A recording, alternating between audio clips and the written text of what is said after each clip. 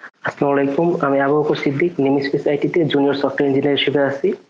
আজকে আমাদের আলোচনার বিষয় হচ্ছে রিয়েক্ট জেএস। তো রিয়েক্ট জেএস নিয়ে কথা বলতে গেলে যে ফার্স্টে যে কোশ্চেনটা আসে সেটা হচ্ছে রিয়েক্ট জেএস কি। রিয়েক্ট জেএস হচ্ছে একটা জাভাস্ক্রিপ্ট লাইব্রেরি, এটা কোনো ফ্রেমওয়ার্ক না।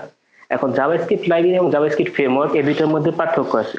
জাভাস্ক্রিপ্ট লাইব্রেরিটা হচ্ছে আর জাভাস্ক্রিপ্ট ফ্রেমওয়ার্ক এই দুটোর মধ্যে পার্থক্য, মেইন যে পার্থক্যটা হচ্ছে জাভাস্ক্রিপ্ট লাইব্রেরিতে আমার কোনো নির্দিষ্ট স্ট্রাকচার নেই, কিন্তু জাভাস্ক্রিপ্ট ফ্রেমওয়ার্কের মধ্যে আমার নির্দিষ্ট স্ট্রাকচার আছে। যেমন জাভাস্ক্রিপ্টের ফ্রেমওয়ার্ক যেমন হচ্ছে ভিউজেস, ভিউজেস আমি যদি ফলো করি তাহলে সেই ক্ষেত্রে দেখা যাবে যে আমাকে একটা নির্দিষ্ট প্যাটার্ন ফলো করতে হচ্ছে। কিন্তু আমি যদি রিয়েক্ট জেএস নিয়ে কাজ করি বা রিয়েক্ট জেএস ইউজ করি তাহলে সেই ক্ষেত্রে আমার কোনো নির্দিষ্ট কোনো প্যাটার্ন নেই। আমি নিজের মতো করে ইচ্ছে মতো আমি রিয়েক্ট জেএস এর স্ট্রাকচার রেডি করতে পারবো। তো এখন রিয়েক্ট জেএস মূলত আসলে কোথায় ইউজ হয়? রিয়েক্ট জেএস আসলে মূলত সিঙ্গেল পেজ অ্যাপ্লিকেশন ডেভেলপ করার জন্য অ্যাকচুয়ালি ইউজ করা হয়। এখন কোশ্চেন আসছে যে সিঙ্গেল পেজ অ্যাপ্লিকেশন কি।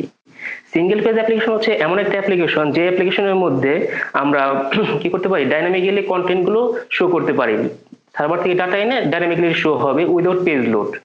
এই যে এটাকে আসলে সিঙ্গেল পেজ অ্যাপ্লিকেশন বলে। আচ্ছা, এখন কোশ্চেন আসে যে আমরা রিয়েক্ট জেএসটি কেন মূলত আসলে ইউজ করব। রিয়েক্ট জেএস এর ইউজ করার মোস্ট ইম্পর্টেন্ট যে পয়েন্ট আছে সেটা হচ্ছে সিম্পলিসিটি। রিয়েক্ট জেএস ইউজ করাটা অনেক বেশি ইজি, এবং এটা যেহেতু আমরা কম্পোনেন্ট বেস কাজ করতেছি, তো যে কারণে হচ্ছে আমরা একটা কম্পোনেন্ট রেডি করে আমরা সেটাকে বারবার ইউজ করতে পারবো। যে কারণে রিয়েক্ট জেএস ইউজ করে আমরা একটা অ্যাপ্লিকেশন অনেক সহজেই ডেভেলপ করতে পারি এবং ইজি টু লার্ন। আসলে বিষয়টা হচ্ছে কি, রিয়েক্ট জেএস এর জানার জন্য বা শেখার জন্য আমাদের খুব বেশি প্রোগ্রামিং ডিপ নলেজ প্রয়োজন নেই। নর্মাল কিছু নলেজ যদি থাকে, প্রোগ্রামিং নলেজ থাকে, তাহলে সেক্ষেত্রে আমরা ইজিলি রিয়েক্ট জেএস শিখতে পারবো। এবং এটার মোস্ট ইম্পর্টেন্ট একটা ফিচার হচ্ছে সেটা হচ্ছে যে এটা হলো নেটিভ অ্যাপ্রোচ। আসলে আমরা এই রিয়েক্ট দিয়ে আমরা mobile app plus Android web app দুইটাই ডেভেলপ করতে পারি খুব ইজিলি। ডাটা বাইন্ডিং এটা আসলে আমাদের আরেকটা নতুন একটা বিশেষ ফিচার প্রোভাইড করতে, সেটা হচ্ছে ওয়ান ওয়ে ডাটা বাইন্ডিং। আমরা এটা শুধু মানে এই রিয়েক্ট দিয়েছে এটা মূলত পাচ্ছি। দেন এটার পারফরমেন্স অন্যান্য যত আছে জাভাস্ক্রিপ্ট লাইব্রেরি আছে তার চেয়ে অনেক বেশি ফাস্টার, এবং এটা টেস্ট করা অনেক বেশি ইজি। ফান্ডামেন্টালস অফ রিয়েক্ট, আমরা কোনো বিষয় যদি জানতে চাই তাহলে সেই বিষয়ে জানার জন্য আমাকে যেটা বেশি জানতে হয়েছে ওই বিষয়টার ফান্ডামেন্টাল বিষয়গুলো আমাকে মানে ভালোভাবে জানতে হবে। যদি ওই যে বিষয়টা সম্পর্কে জানতেছি ওইটার ফান্ডামেন্টাল বিষয়গুলো যদি আমার জানা থাকে ভালোভাবে, তাহলে আমি ওই বিষয়টা সম্পর্কে তত বেশি দক্ষ হব। তো রিয়েক্ট জেএস সম্পর্কে জানতে গেলে আমাকে কয়েকটা বিষয় সম্পর্কে খুব বেশি জানতে হবে, সেটা হচ্ছে component, prop, state, life cycle, hook, JS and virtual DOM. আমরা স্টেপ বাই স্টেপ এগুলো প্রত্যেকটি নিয়ে সামনে ডিসকাস করব। তো ফার্স্টে আমরা যে বিষয়টা আসতেছে সেটা হচ্ছে কম্পোনেন্ট। মূলত কম্পোনেন্ট জিনিসটা কি? কম্পোনেন্ট হচ্ছে একটা অ্যাপ্লিকেশন, ওয়েব অ্যাপ্লিকেশনের বিল্ডিং ব্লকস বলা যেতে পারে। একটা অ্যাপ্লিকেশন তৈরি করার জন্য আমাকে একটা মানে যখন পুরো একটা অ্যাপ্লিকেশন তৈরি করবো তখন আমাকে অনেকগুলো বক্স তৈরি করতে হয়। যেমন ধরেন একটা এইচটিএমএল পেজ, ফুল একটা এইচটিএমএল পেজটা হচ্ছে আমার একটা কম্পোনেন্ট, এবং সেই কম্পোনেন্টের ভিতরে আমার হেডার থাকে, ফুটার থাকে, মাঝখানে বিভিন্ন কন্টেন্ট থাকে। এইগুলো হেডার একটা আমার কম্পোনেন্ট, ফুটার একটা আমার কম্পোনেন্ট, প্লাস হচ্ছে মাঝখানে যে বডিটা আছে সেটাও একটা কম্পোনেন্ট, এবং এই কম্পোনেন্ট গুলোর মাঝে আরো কম্পোনেন্ট থাকতে পারে, সেগুলোকে আমরা চাইল্ড কম্পোনেন্ট বুঝেছি। ফুল যে পেজ, ফুল পেজটা হচ্ছে আমার প্যারেন্ট কম্পোনেন্ট, এবং এর ভিতরে আমার যে কম্পোনেন্ট থাকতেছে সেগুলো হচ্ছে আমার চাইল্ড কম্পোনেন্ট। এবং এই চাইল্ড কম্পোনেন্টের ভিতরে আরো অনেক চাইল্ড কম্পোনেন্ট থাকতে পারে। চাইলে আমার বডির ভিতরে যেমন আমি ছোট ছোট পার্ট করে নিতে পারি, যে স্লাইড বার, right side bar, right side bar, মাঝখানে বডি, এভাবে করে অনেকগুলো কম্পোনেন্টে আমরা ভাগ করে নিতে পারি।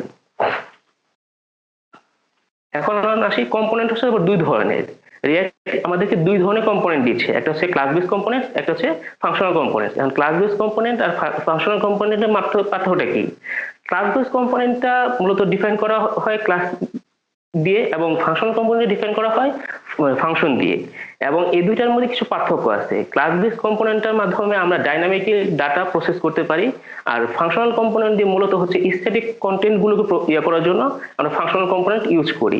কিন্তু এখন কোশ্চেন হচ্ছে, যদি আমি আজকে একটা কম্পোনেন্ট ফাংশনাল কম্পোনেন্ট দিয়ে রেডি করলাম যেটা স্ট্যাটিক, কিন্তু ইন ফিউচার যদি আমার হচ্ছে হলো এই কোডটা স্ট্যাটিক মানে না হয়ে যখন ডাইনামিক হয়ে যায়, তখন কি আমাকে আবার নতুন করে ক্লাস বেস কম্পোনেন্ট তৈরি করতে হবে? না, আসলে সেটা কোনো প্রয়োজন নাই। কারণ রিয়েক্ট আমাদেরকে এখন নতুন করে প্রোভাইড করতেছে হুকস। আমরা হুকস ইউজ করে অনেক সহজেই এইটাকেও, এই ফাংশনাল কম্পোনেন্টকেও আমরা ক্লাস বেস কম্পোনেন্টের মতো ডাইনামিক করে নিতে পারি। প্রপস প্রপস হচ্ছে মূলত বলতে গেলে প্রপার্টিজ। একটা কম্পোনেন্টের কিছু নির্দিষ্ট প্রপার্টিজ যদি আমি দিতে চাই, কোনো নির্দিষ্ট ভ্যালু, এটা দেওয়ার জন্য আমাদেরকে প্রপস ইউজ করতে হয়।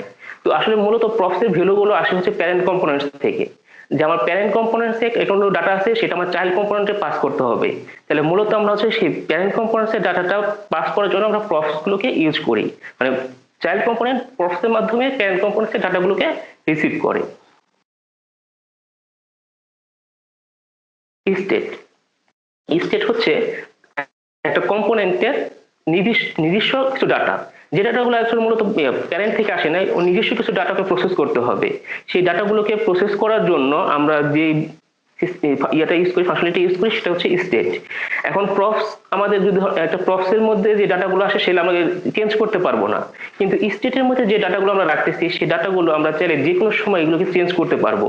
এটা আমাদের কোনো একটা ক্যালকুলেশন করা প্রয়োজন, আমরা স্টেটের মধ্যে ডাটাগুলোকে রেখে ক্যালকুলেট করতে পারবো। বা আমরা একটা ফর্ম প্রসেস করা দরকার, তখন আমরা সেই ডাটাগুলোকে স্টেটের মধ্যে রেখে প্রসেস করব।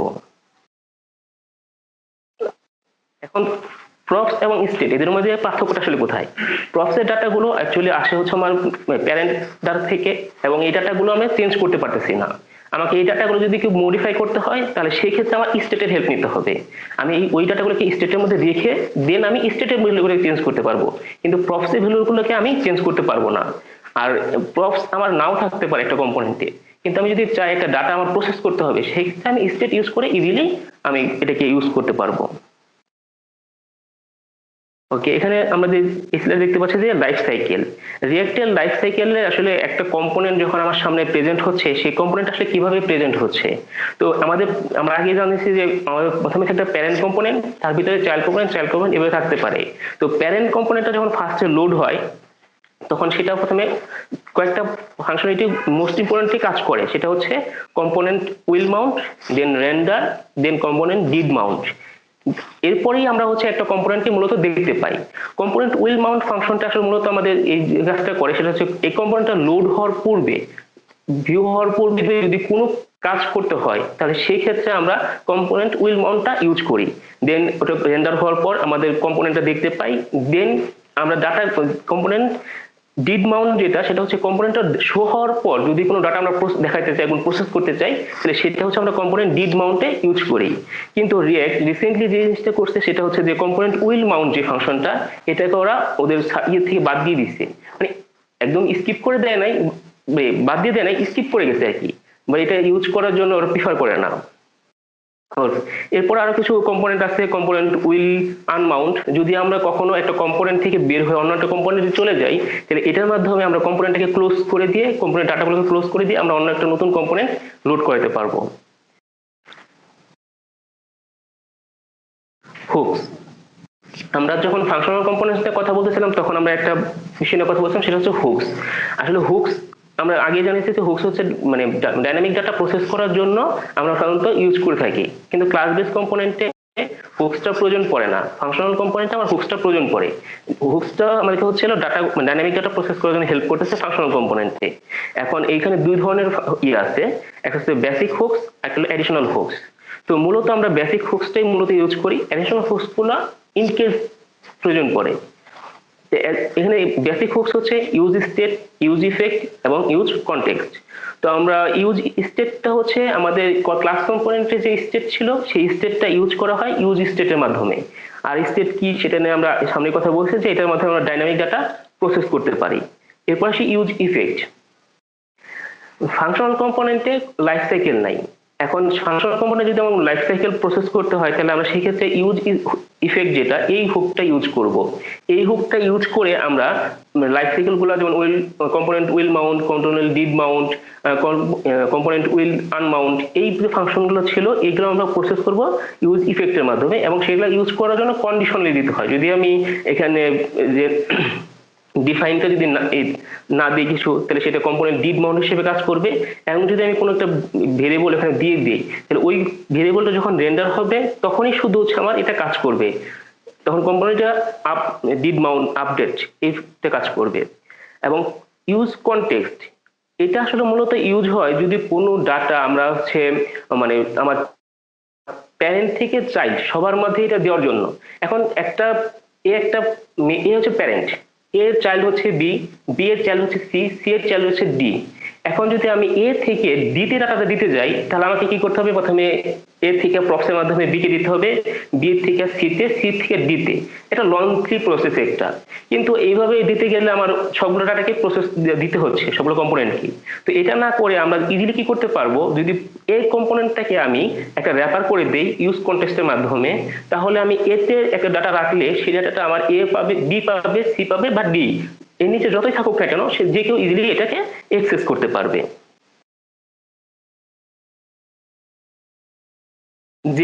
জেএসএক্স আসলে এটা আমাদের রিয়েক্টের মূল একটা পার্ট।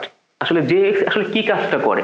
জেএক্স মানে এটা বলতে গেলে আসলে জাভাস্ক্রিপ্ট এক্সএমএল, এটাই আসলে মূলত আমাদেরকে হচ্ছে এইচটিএমএলটাকে ইয়ে কি বলে রিয়েক্টের মধ্যে সাপোর্ট করা। জেএক্স এর মাধ্যমে আসলে মূলত এই এইচটিএমএল গুলো আমরা রিয়েক্টের মধ্যে সাপোর্ট করতে পারতেছি, এবং আমরা এইচটিএমএল গুলো যদি যেভাবে লিখতেছি, এইটা আসলে আমরা এই মূলত হচ্ছে জেএক্স এ লিখতেছি, জেএক্স এর সিনট্যাক্স করে রাখছে, সেই সিনট্যাক্স গুলো ইউজ করে আমরা মূলত এইচটিএমএল গুলো লিখতেছি এখানে। ভার্চুয়াল ডম, আসলে ভার্চুয়াল ডম নিয়ে কথা বলার আগে মূলত আমাদের যে বিষয়টা জানতে হবে সেটা হচ্ছে ডম জিনিসটা কি। ডম এর মেন হচ্ছে যে ডকুমেন্ট অবজেক্ট মডেল। এখন আসলে ডকুমেন্ট অবজেক্ট মডেল এই বিষয়টা কি, যে আমরা যখন একটা এইচটিএমএল পেজ ক্রিয়েট করি, তাহলে এই ফুল একটা এইচটিএমএলটা পেজটা হচ্ছে আমার একটা ডকুমেন্ট, এবং এই পুরো ডকুমেন্টটা অনেকগুলো অবজেক্ট, যতগুলো আমার ট্যাগ আছে, এলিমেন্ট আছে, সেই এলিমেন্ট গুলো হচ্ছে আমাদের এক একটা অবজেক্ট। এবং এই এক একটা অবজেক্টের আমরা যদি কোনো কিছু চেঞ্জেস করি, তাহলে আমাদের মানে চেঞ্জেস গুলো বা ডাটাগুলো রিসিভ করার জন্য আমরা জাভাস্ক্রিপ্টের মধ্যে এই ডমের মাধ্যমে এটা রিসিভ করে থাকি। তো এখন এইখানে ভার্চুয়াল ডমটা আসলে কি কাজ করে? তো আমরা একটা স্ক্রিন ছবি দেখতে পাচ্ছি যে এখানে আমাদের একটা ডম, একটা চাইল্ড, যদি কোনো একটা কম্পোনেন্ট যদি চেঞ্জেস আসে, তাহলে সেই চেঞ্জেসটা তার চাইল্ডও ইফেক্ট করে। একটা কম্পোনেন্টে যদি চেঞ্জেস আসে, সেই কম্পোনেন্ট চেঞ্জেসটা তার চাইল্ডও ইফেক্ট করবে। তো আমার ফার্স্ট যে ইমেজটা দেখাচ্ছে, ফার্স্ট ইমেজটা ধরেন বি পজিশনে আমার একটা চেঞ্জেস হয়েছে, বি পজিশনে চেঞ্জেসের কারণে আমার তার চাইল্ড আছে সি নিচে, সেই সি চাইল্ডটা হচ্ছে আমার রেন্ডার ইয়া হবে, চেঞ্জেস আসবে। দেন দুইটা মিলে যখন রি রেন্ডার হবে, তখন যে হচ্ছে আমি একটা ব্রাউজারের মধ্যে ভিউটা দেখতে পাবো, এরপর আগ পর্যন্ত আমরা জিনিসটা দেখতে পাবো না। তো এখানে রিয়েক্ট এই ভার্চুয়াল ডমটা আসলে একটা কনসেপ্ট, ডমের একটা কনসেপ্ট ইউজ করে এখানে ইউজ করা হয়েছে। তো রিয়েক্ট কিভাবে কাজ করে, প্রথমে রিয়েক্ট দেখে যে কি চেঞ্জেস হয়েছে আর আগে কি অবস্থা ছিল, কোনো চেঞ্জেস আছে কিনা, দুইটার মধ্যে কম্পেয়ার করে। দেন দুইটার মধ্যে কম্পেয়ার করার পর দেন দেখে যে কোনো চেঞ্জেস আছে আছে, এরপর কোনো চেঞ্জেস প্রয়োজন আছে কিনা, দেখেন ওই চেঞ্জেসটা করার পর দেন ও রেন্ডার করে, দেন আমাদেরকে এটা শো করায়। আচ্ছা, তো রিয়েক্টের আসলে প্রতিষ্ঠাতা হচ্ছে ফেসবুক। ফেসবুকে আমরা এটা যখন প্রথম দিকে যখন ছিল, ফেসবুকে আমরা মেসেঞ্জার ইউজ করতাম, আমাদেরকে কি করতে হতো, বারবার রিফ্রেশ করতে হতো যে ফেসবুক কোনো মেসেজ আসছে কিনা, নতুন কোনো মেসেজ আসছে কিনা। তো ফেসবুক ওইখান থেকে এদের একটা কনসেপ্ট চিন্তা করে যে কিভাবে আমার বারবার রিফ্রেশ না করে আমার মেসেজগুলো শো করতে পারে। তো এখান থেকে আসলে সিঙ্গেল পেজ অ্যাপ্লিকেশনের কনসেপ্ট শুরু হয়, এবং এরপরে রিয়াক্ট এই ফেসবুক তৈরি করে, এবং এরপর থেকে এখন রিয়াক্ট, ফেসবুক, ইনস্টাগ্রাম, তারপর হচ্ছে হলো নেটফ্লিক্স, রেডিট, এগুলো এরা ইউজ করতেছে। ধন্যবাদ সবাইকে, আজকে এই পর্যন্তই।